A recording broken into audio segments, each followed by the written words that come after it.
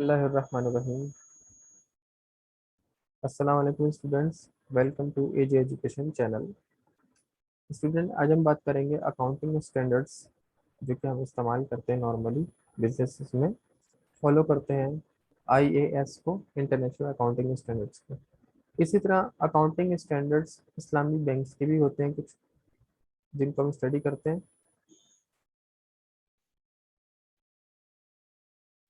एफएएस financial accounting standards one क्या कहते हैं, जो कि आई जिसको हम आईएएस वन भी कह सकते हैं। General presentation and disclosure in the financial statements of Islamic banks and financial institutions।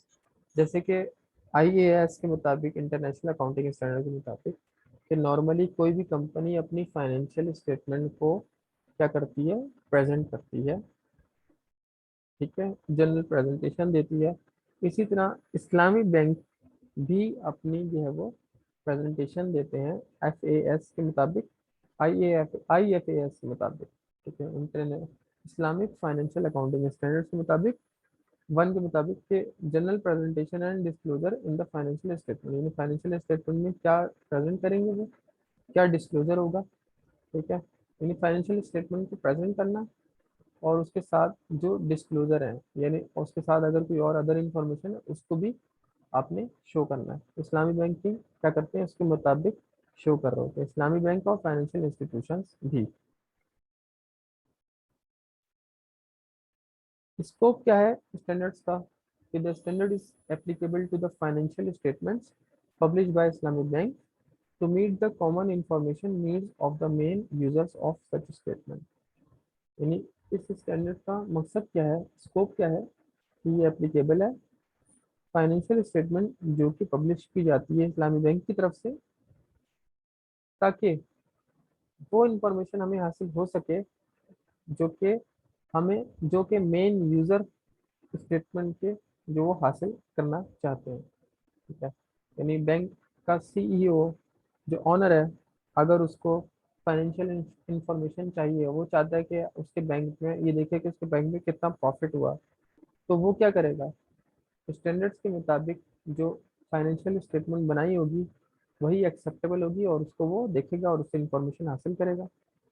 This standard is applicable to all Islamic banks, regardless of their legal form, countries of information, corporation और size। कोई भी Islamic bank हो, किसी भी country का हो, किसी भी लीगल इसका फॉर्म का हो, उसको दिखाना जरूरी है, उसके मुताबिक अपनी फाइनेंशियल स्टेटमेंट बनाना जरूरी है। Should the requirements of this standard contradict the bank's charter or law and regulations of the country in which it operates, a disclosure should be made of the contradiction and the impact of promulgated standards on the relevant elements of the financial statement।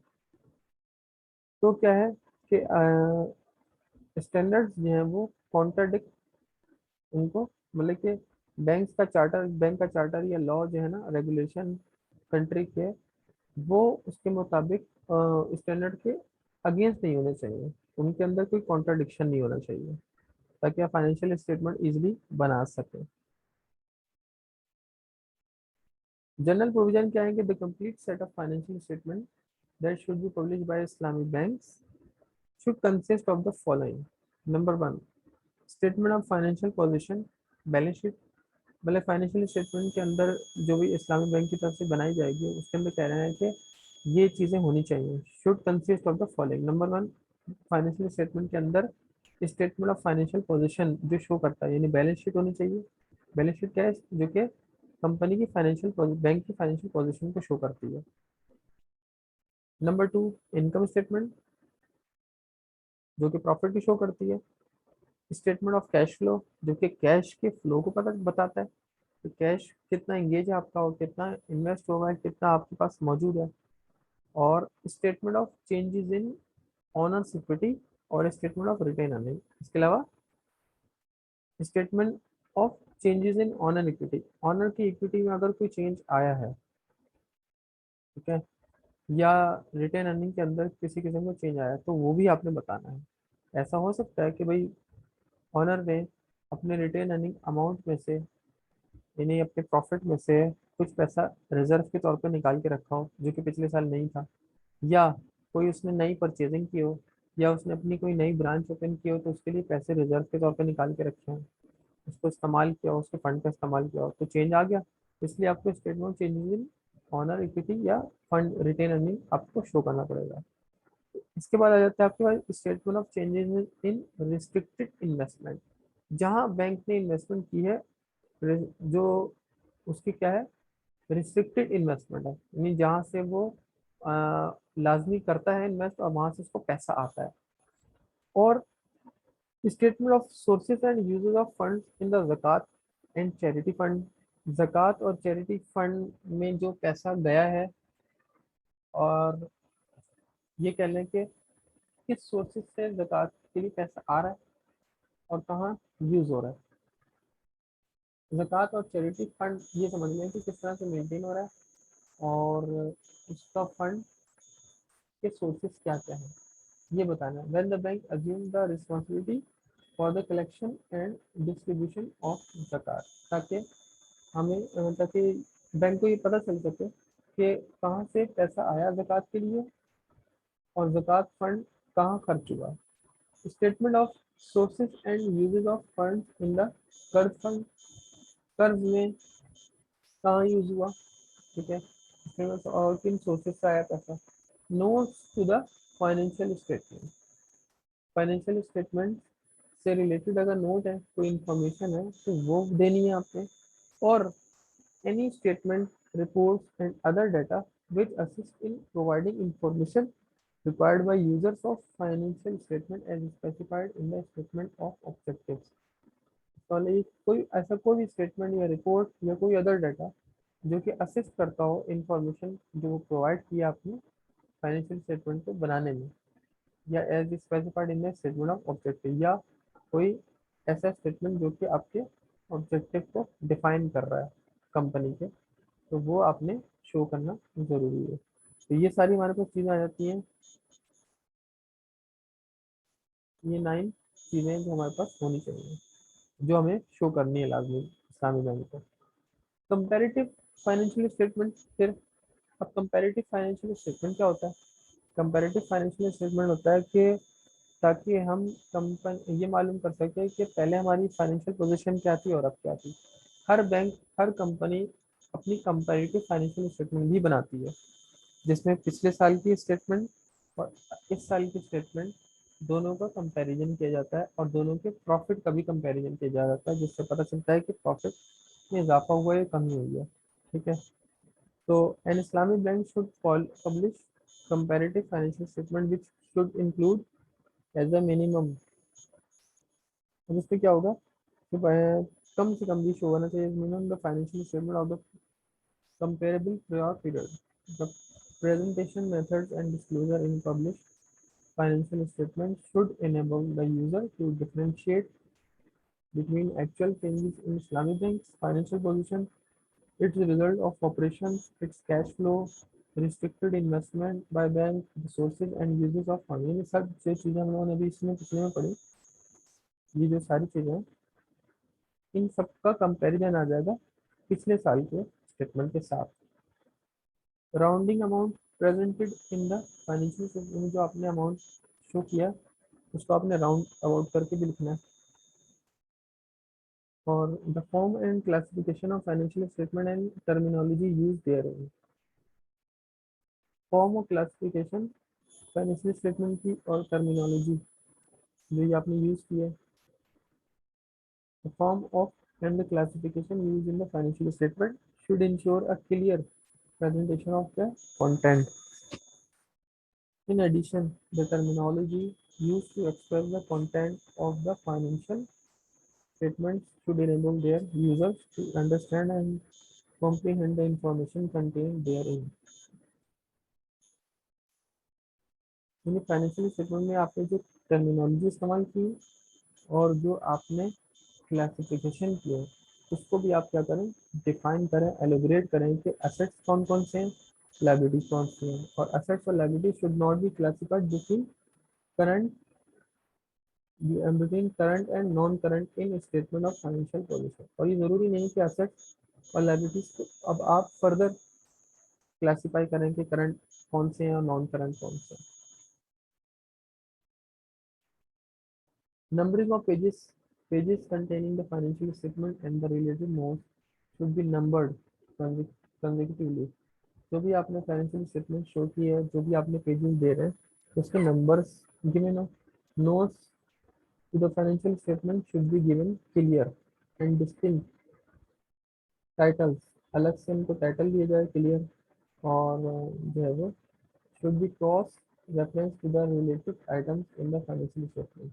तो जो भी आपने financial statement में related item डाले हैं आप उनका reference भी दें ताकि उनको सर्च करने में आसानी हो।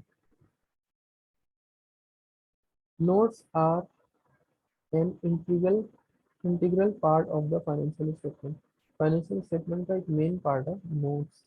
नोट्स क्या होता है? The following statement should appear on the bottom of every page containing a financial statement. हर फाइनेंशियल स्टेटमेंट के एंड में कुछ ना कुछ नोट लिखा जाता है जो कि ज़रूरी होता है उसके बारे में फर्दर इंफॉर्मेशन देने के लिए। उसको हम नोट कहते हैं। तो ये क्या है? एक इंटीग्रल पार्ट है फाइनेंशियल स्टेटमेंट का। Notes to the financial statement from number to number are an integral part of the financial statement. In addition, notes should be set forth immediately after the last page containing a financial statement. Financial statement के last page पे होना चाहिए, फौरन, statement के फौरन बाद। Disclosure of basic information about IFI. The financial statement should disclose the extent applicable the following information about the bank: the name of the Islamic bank, the country of incorporation। Financial statement जो है वो कह रहे हैं उसको disclose करना चाहिए, show करना चाहिए the extent applicable the following information about the bank: name of the Islamic bank, country of the incorporation, जिस कंट्री में है, formation date and legal form, जब बनाई गई है उसका वो डेट और legal form, location of headquarters,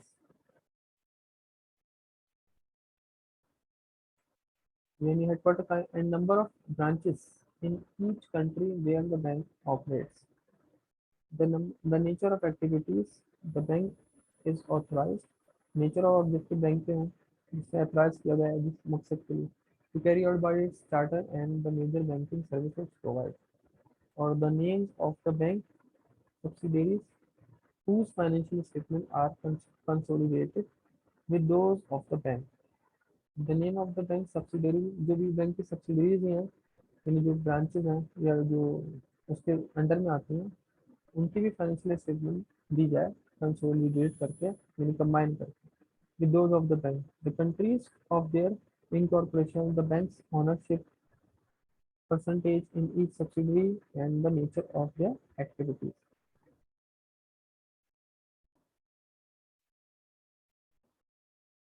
The names of subsidiaries whose financial statements are not consolidated with those of the banks, the countries of their incorporation, the bank's ownership percentage in each subsidiary, the nature of their activities, and the reason for excluding their financial statement from the consolidated financial statement of the bank.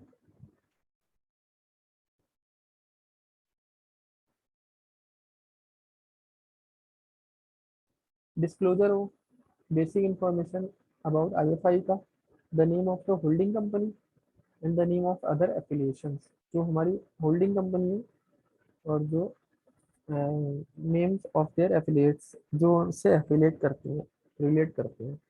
An entity is considered an affiliate of another if they are controlled by an entity that owns not less than 51% of the shares of each entity.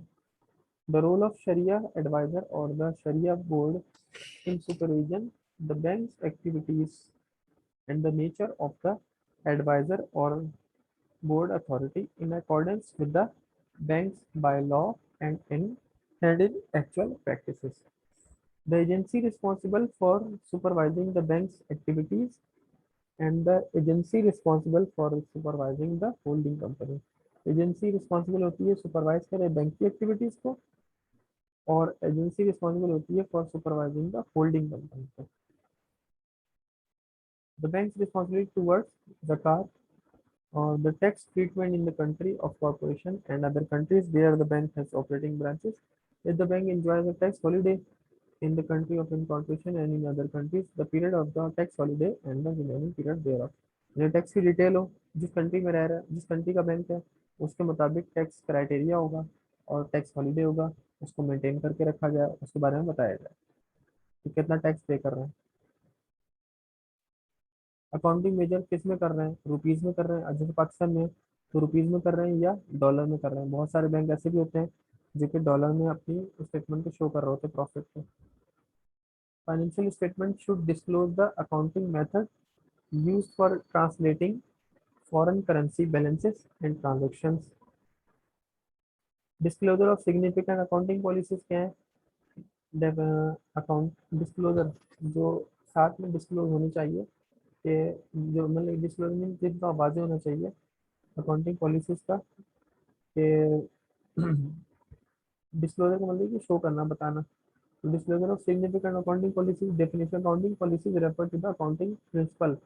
ये क्या होते हैं, accounting principles होते हैं, basis होते हैं, rules होते हैं, मेथड्स होते हैं which have been adopted by Islamic bank, जो भी इस्लामिक बैंक की मैनेजमेंट इसको अडॉप्ट करती है for the preparation and publication of the financial statement, ताकि पब्लिक फाइनेंशियल स्टेटमेंट को पब्लिकेशन कर सके उसकी और प्रिपेयर कर सके। डिस्क्लोजर क्या है कि disclosure the financial statement must contain a clear and precise description of the significant accounting policies used for the preparation and publication of the financial statement. This disclosure should include as a minimum the significant policies in the following circumstances.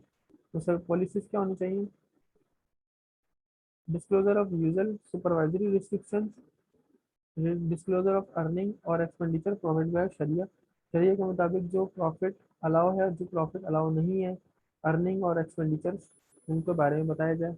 जो prohibited है मतलब मना है, अगर इस्लामी bank है तो जाहिर बात है इंटरेस्ट की एक्टिविटीज़ में वो इन्वॉल्व नहीं होगा, ठीक है। तो उसको ये शो भी करना है कि उसकी जो अर्निंग है वो प्योरली इस्लामी शरिया के मुताबिक है, और जो इस्लामी शरीय के मुताबिक प्रोहिबिटेड किए गए, मना किए गए हैं, ऐसे एक्सपेंसेस और ऐसी अर्निंग को हमने इस्तेमाल नहीं किया है। और disclosure of usual supervisory restriction means के financial statement should disclose any unusual supervisory restrictions imposed on Islamic bank by any regulatory. किसी भी इस्लामिक रेगुलेटरी की तरफ से अगर कोई जो है वो कोई इम्पोज की गई है रिस्ट्रिक्शंस, कि आपने इस एरिया में जो है वो मेरे इस स्पेसिफिक फाइनेंशियल एरिया में आपने इन्वेस्टमेंट नहीं करनी है, तो वो जो है वो उसको भी वाजे किया जाए। इसी तरह असेट रिस्क के बारे में शो किया जाए, और इसके अलावा जो है वो जो भी हमने इन्वेस्टमेंट किया है फॉरेन कंट्रीज में, उसके बारे में भी जो है वो शो किया जाए। तो ये था हमारा टॉपिक, उम्मीद है आप लोगों को समझ में आया होगा, और इंशाल्लाह आपको आइंदा भी समझाते रहेंगे। तो ये इस्लामिक बैंकिंग के जो है वो रूल्स के बारे में हम लोगों ने समझा, कि इस्लामिक बैंकिंग अगर फाइनेंशियल स्टेटमेंट को अपनी बनाती है, प्रिपेयर करती है, तो उसके लिए वो किन रूल्स को, किन रेगुलेशन को, किन चीज़ों को जो है वो किन स्टैंडर्ड्स को उसमें फॉलो करना है। तो ये था हमारा आज का टॉपिक, उम्मीद आप लोगों को समझ में आया होगा। नेक्स्ट लेक्चर तक के लिए इजाज़त दीजिए। अल्लाह हाफिज़।